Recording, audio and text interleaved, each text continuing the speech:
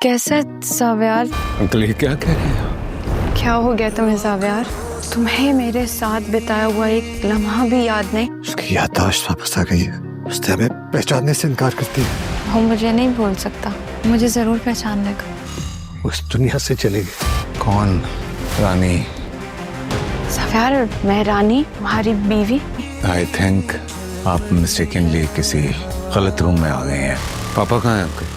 ज़ावियार को जब होश आएगा तो उसकी याददाश्त वापस आ चुकी होगी और वो रानी को बिल्कुल भूल चुका होगा। रानी को इस बात का यकीन नहीं आएगा और वो ज़ावियार से मिलना चाहेगी। जब वो ज़ावियार से मिलेगी तो वो देखेगी कि वाकई ज़ावियार को कुछ याद नहीं होगा। वो ज़ावियार को काफ़ी याद दिलाने की कोशिश करेगी।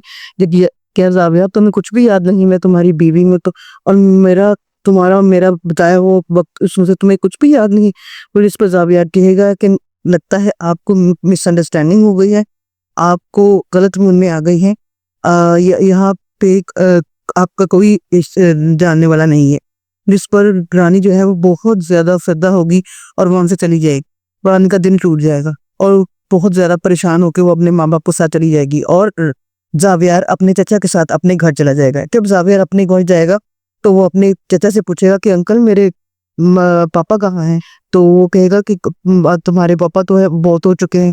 तो वो बहुत ज्यादा परेशान होगा। ज़ावियार उनके कमरे में जाएगा और बहुत ज्यादा पुकार रोएगा। इसी दौरान जो जुनैद है वो फोन करके सोनिया को बुला लेगा कि ज़ावियार आ गया है, उसकी याददाश्त आ गई है। सोनिया बैग लेकिन वहां पहुंच जाएगी और सब उससे कहेंगे, जुनैद की माँ कहेगी कि याद रहे तुमको हमने बुला तो लिया है, लेकिन ज़ावियार की याददाश्त आ चुकी है और उसके सामने किसी भी बात का कोई भी खुलासा नहीं होना चाहिए और पता नहीं लगना चाहिए कि इस दौरान वो कहाँ रहा और उसने क्या किया। और तुम अगर अपना मुंह खोलोगी तो हम भी अपना मुंह खोल देंगे।